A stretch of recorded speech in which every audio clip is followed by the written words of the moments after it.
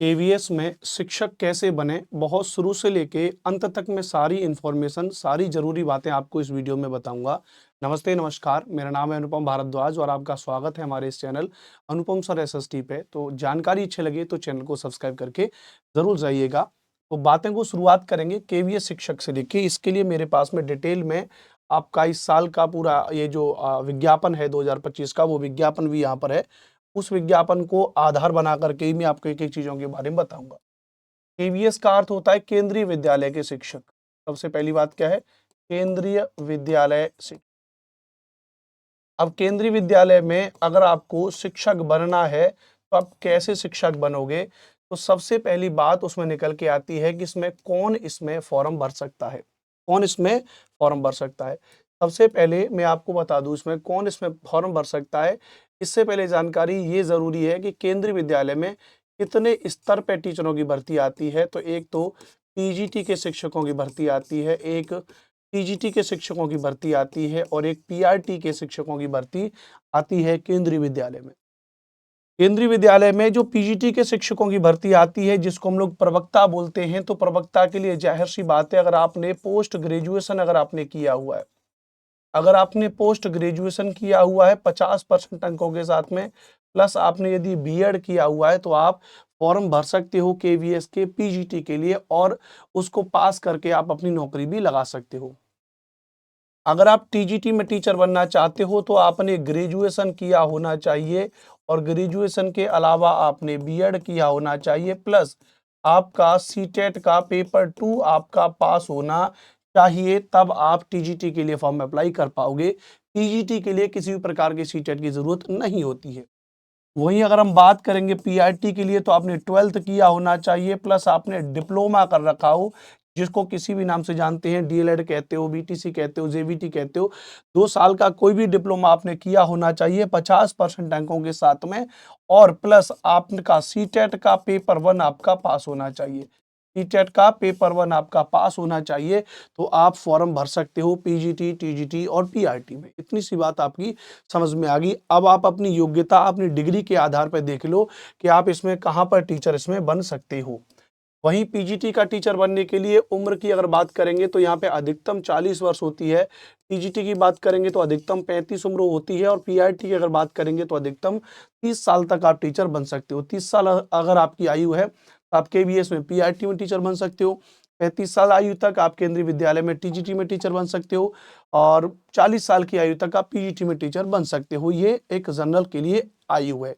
इसके अलावा age relaxation भी है। जैसे महिलाओं के लिए अगर मैं बात करूंगा, तो महिलाओं के लिए 10 साल 10 इयर्स एज रिलैक्सेशन है।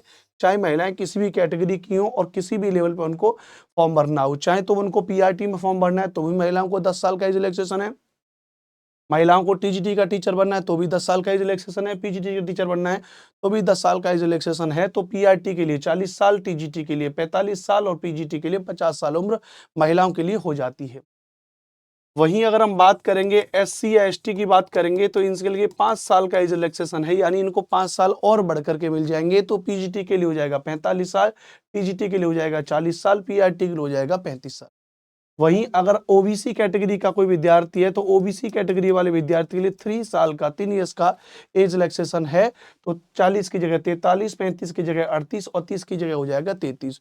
और वहीं अगर कोई जनरल कैटेगरी का है, तो उसके लिए आयु में कोई एज रिलैक्सेशन नहीं है, उसके लिए 30, 35, 40 है। लेकिन अगर महिला भी अगर जनरल कैटेगरी की है, तो भी उसको 10 साल का एज रिलैक्सेशन दिया जाएगा। तो यह आपका एज क्राइटेरिया मैंने आपको बता दिया।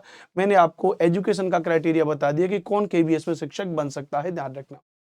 अब बात करेंगे सिलेबस के बारे में बात करेंगे, तो सिलेबस के बारे में बात करने से पहले जरूरी है कि आपको एग्जाम पैटर्न पता होना चाहिए कि केवीएस का एग्जाम पैटर्न कैसा आता है, केवीएस का एग्जाम होता कैसे है, कैसे केवीएस के एग्जाम को पास किया जा सकता है। देखिए, पहले केवीएस केवल एक पेपर लिया करता था। केवीएस की आखिरी भर्ती जो हुई थी वो दिसंबर 2022 में विज्ञापन आया था उसका, और 2023 में वो परीक्षा हो गई थी। उसके बाद 2.5-3 साल तक कोई भर्ती नहीं आई। तो पिछली वाली जो भर्ती हुई 2022 में, उसमें केवल एक पेपर हुआ था। लेकिन इस बार सिलेबस बदल गया है। तो यहाँ पे 2 पेपर आपके लिए कर दिए। एक तो कर दिया है टीयर 1 कर दिया है, जिसको आप प्री कह सकते हो। दूसरा आपका टीयर 2 कर दिया है, जिसको आप मेंस कह सकते हो। टीयर 1 टीयर 2 कर दिया। पहले एक ही होता था जिसमें सारे सब्जेक्ट्स के पेपर होते थे। अब टीयर 1 में यहाँ पर कर दिया है कि टीयर 1 में पहले आपसे पेपर लिया जाएगा और टीयर 1 जो आपका होगा, ये जो आपका टीयर 1 होगा वो सभी एग्जाम के लिए एक प्रकार से एक कॉमन पेपर कर दिया है। चाहे आपको पीजीटी टीचर बनना है, चाहे आपको टीजी टीचर बनना है, चाहे आपको पीआरटी टीचर बनना है, चाहे टीचिंग डिपार्टमेंट में, चाहे नॉन टीचिंग डिपार्टमेंट में अगर आपको जाना है तो सबके लिए कॉमन एक पेपर रख दिया है कि पहले आप इस पेपर को पास करिए, उसके बाद आप मेंस की तरफ जाएंगे। तो एक अच्छी व्यवस्था है मुझे लगता है। तो पीजीटी टीचर पीआरटी सबके लिए एक पेपर है टीयर 1। टीयर 1 में 20 क्वेश्चन आपके जीके जीएस के आपसे पूछे जाएंगे, 20 क्वेश्चन आपके गणित के पूछे जाएंगे, न्यूमेरिकल एबिलिटी, 20 क्वेश्चन आपके रीजनिंग के पूछे जाएंगे, ध्यान रखना भैया। और 20 क्वेश्चन जीके जीएस के, 20 क्वेश्चन मैथ के, 20 क्वेश्चन आपके रीजनिंग के पूछे जाएंगे, 10 क्वेश्चन आपके पहली भाषा इंग्लिश के पूछे जाएंगे, ध्यान रखना भैया। और 10 क्वेश्चन आपके, ध्यान रखना भैया, दूसरी जो आपकी भाषा हो जाएगी, जो 12 भाषाएं वहां पे नॉमिनेटेड की गई हैं, उन 12 भाषाओं में से दूसरी भाषा आपसे यहाँ पर पूछी जाएगी, ध्यान रखना भैया, ठीक है। तो और कौन सा बच गया, 20 नंबर का जीके जीएस, 20 नंबर का गणित, 20 नंबर की रीजनिंग, 10 नंबर की इंग्लिश और 10 नंबर की दूसरी भाषा, है ना। तो 80 नंबर आपके ये हो जाएंगे। यहाँ पर एक बार देख लेते हैं, इसमें टीयर 1 में ये पूरा मेरे पास में डिटेल नोटिफिकेशन आपका यहाँ पर दिया हुआ है। तो इसके बारे में अगर देखें, और एक सब्जेक्ट है 20 नंबर का, ठीक है। हर एक जानकारी जो मैं आपको बता रहा हूँ वो सब ऑफिशियल नोटिफिकेशन के आधार पर ही आपको बता रहा हूँ। कंप्यूटर वाला सेगमेंट 20 नंबर का आपका कंप्यूटर हो जाएगा। 20 नंबर का आपका यहाँ पे क्या हो जाएगा, 20 नंबर का आपको यहाँ पे कंप्यूटर पढ़ना पड़ेगा ना, ये स्किप हो गया था। तो इस तरीके से 20 नंबर का कंप्यूटर, 20 नंबर की जीके जीएस, 20 नंबर का गणित, 20 नंबर की रीजनिंग, 10 नंबर की इंग्लिश और 10 नंबर की बाकी की जो भाषाएं हैं वो भाषाएं आपको पढ़नी पड़ेंगी। बाकी की वो भाषाएं कौन कौन सी हैं, वो 12 भाषाएं दे रखी हैं यहाँ पे। उन 12 भाषाओं में अगर मैं बात करूंगा, 12 अदर भारतीय भाषाओं में, मॉडर्न इंडियन लैंग्वेज में जो भाषा हैं उनमें जैसे हिंदी है, असमीज है, बंगाली है, गुजराती है, कन्नड़ है, मलयालम है, मराठी है, ओडिया है, पंजाबी, तमिल, तेलुगु एंड उर्दू, ये 12 भाषाओं में से कोई भी एक भाषा ले सकते हो, ठीक है भैया। ये भाषा जैसे अगर आपने हिंदी भाषा ली है तो आपको हिंदी में ही आएगा, जबकि बाकी का पूरा पेपर, ये जो आपका पूरा पेपर होगा, ये आपका पूरा पेपर इंग्लिश में आएगा। इस बात को जरूर ध्यान रखिएगा, ये आपको पता होना चाहिए, ठीक है। टीयर 1, अब टीयर 1 आपके 100 क्वेश्चन हो जाएंगे। टीयर 1 में कितने क्वेश्चन हो जाएंगे, टीयर 1 में 100 क्वेश्चन हो जाएंगे और ये हो जाएंगे 300 मार्क्स के। जी हाँ, ये बदला हुआ है, एक क्वेश्चन बराबर आपका 3 मार्क्स का हो जाएगा। तो एक क्वेश्चन बराबर आपका कितने का हो जाएगा, 3 नंबर का हो जाएगा। ध्यान रखना, इस तरीके से 300 नंबर हो जाएगा। उस 300 नंबर में एक कट ऑफ जारी की जाएगी। इन 300 नंबर में क्या की जाएगी, एक कट ऑफ जारी की जाएगी। उस कट ऑफ से ऊपर जाने के लिए आप टीयर 1 क्वालिफाई कर जाओगे, फिर आप आ जाओगे टीयर 2 में। अब टीयर 2 में हो जाएगा आपका subject based exam. Subject based का मतलब जो आपका सब्जेक्ट है, जैसे पीजीटी टीचर है, टीजीटी टीचर है, उसका सब्जेक्ट का जो एग्जाम है, यहाँ पे सब्जेक्ट के एग्जाम में अगर आप देखोगे तो यहाँ पे साफ दिया हुआ है, सब्जेक्ट के एग्जाम में आपसे क्वेश्चन जो पूछे जाएंगे सब्जेक्ट के पेपर में, वो आपसे 60 क्वेश्चन पूछे जाएंगे यहाँ पे अगर आप देखोगे। और हाँ, मैं आपको एक बार बता दूं, ये जो टीयर 2 है, ये टीयर 2 केवल एक कंपलसरी पेपर है, केवल एक क्वालिफाइंग पेपर है। टीयर के क्या है, ये केवल एक क्वालिफाइंग पेपर है। क्वालिफाइंग पेपर है ना, मतलब केवल पास करना है, इसका कोई नंबर नहीं जोड़ेगा, ध्यान रखना, है ना, इसका कोई भी नंबर नहीं जोड़ेगा। इसको पास करने के बाद आप टीयर 2 में चले जाओगे। टीयर 2 में आपके में ध्यान रखना भैया, टीयर 2 में 60 क्वेश्चन पूछे जाएंगे, एमसीक्यू बेस्ड क्वेश्चन। क्या, एमसीक्यू बेस्ड क्वेश्चन पूछे जाएंगे जो आपके 60 नंबर के हो जाएंगे। जो आपके कितने हो जाएंगे, जो आपके 60 मार्क्स के हो जाएंगे। एक क्वेश्चन 1 नंबर का, मेरे ख्याल से हाँ, एक क्वेश्चन 1 नंबर का हो जाएगा। उसके अलावा आपसे 10 क्वेश्चन पूछे जाएंगे, डिस्क्रिप्टिव लिखित में पूछे जाएंगे, जो भी आपका सब्जेक्ट है टीजीटी पीजीटी का, और वो एक क्वेश्चन 4 नंबर का हो जाएगा। इस तरीके से वो हो जाएंगे 40 मार्क्स का हो जाएगा। और इस तरीके से 100 मार्क्स का आपका टीयर 2 हो जाएगा। 100 मार्क्स का आपका टीयर 2 हो जाएगा। यहां से शुरुआत होगी आपकी। 100 मार्क्स को पास करने के बाद, यहाँ कट ऑफ पास करने के बाद आपका सिलेक्शन होगा टीयर 2। और टीयर 2 में सिलेक्शन पाने के बाद, इस टीयर 2 में सिलेक्शन पाने के बाद फिर आप पहुंच जाओगे इंटरव्यू के लिए। फिर आप कहाँ पर पहुंच जाओगे, इंटरव्यू के लिए पहुंच जाओगे। और इंटरव्यू के लिए पहुंच जाओगे, 100 मार्क्स का आपका इंटरव्यू हो जाएगा। 100 मार्क्स का आपका इंटरव्यू हो जाएगा, ध्यान रखना। जो 100 मार्क्स का आपका टीयर 2 है, ध्यान रखना, इसका 85% नंबर जोड़ा जाएगा। टीयर 2 का 85% नंबर जोड़ा जाएगा।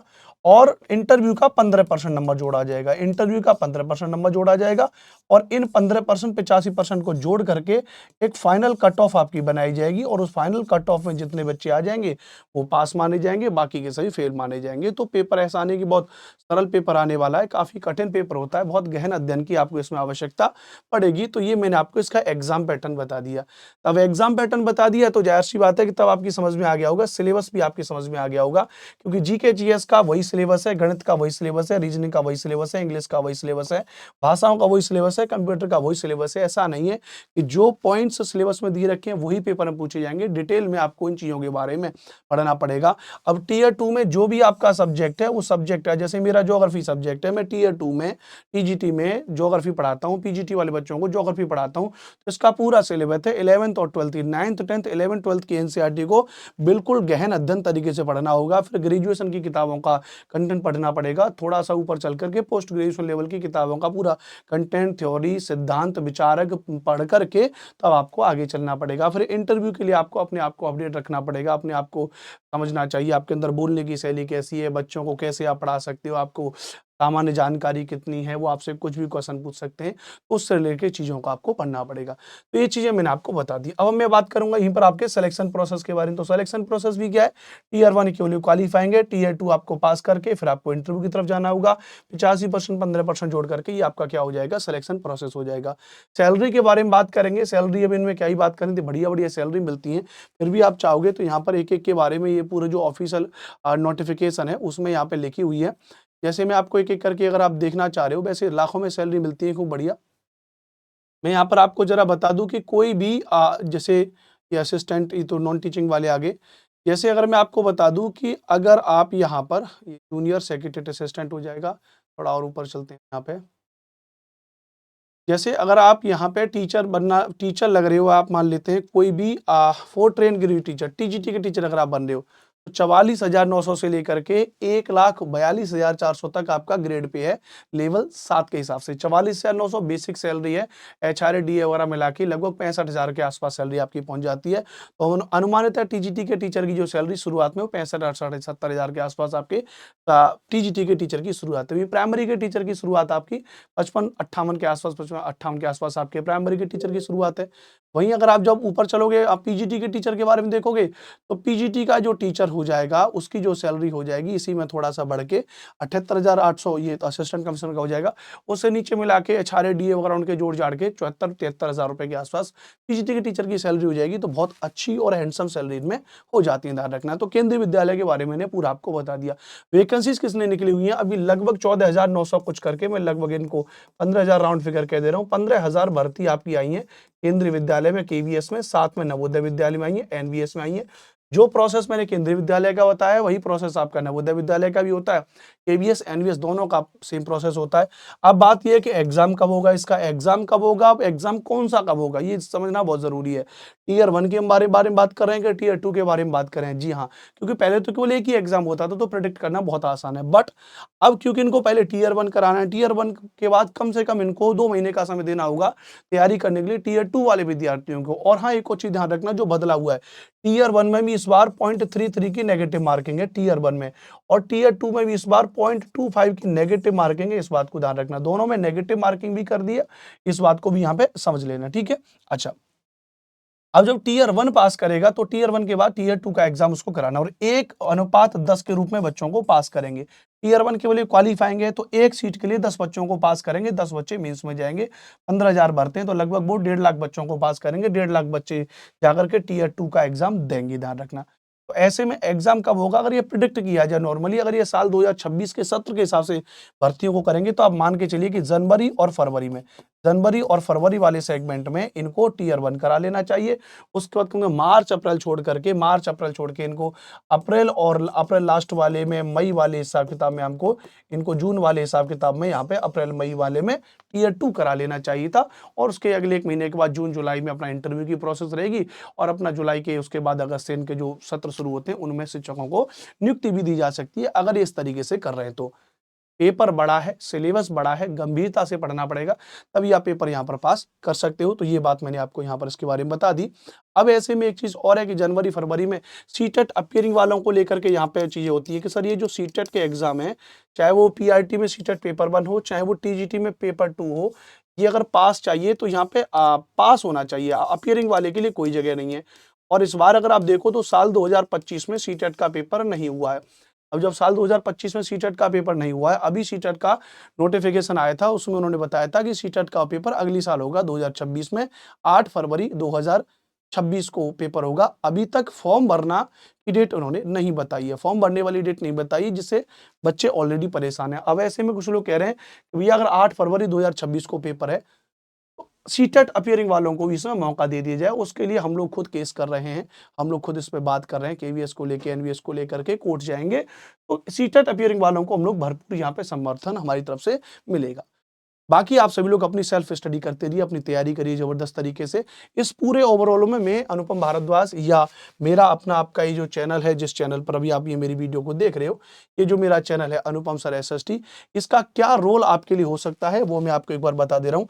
इन सब में मेरा और मेरे चैनल का रोल है कि ये जो 20 नंबर का जीके जीएस है, 20 नंबर का जीके जीएस है, मैं पूरा आपको कंप्लीटली फ्री में तैयारी कराऊंगा, इसमें कोई दो राय नहीं। इंपॉर्टेंट बात है, 20 नंबर का जीके जीएस में आपको पूरा फुल तैयारी कराऊंगा, ध्यान रखना।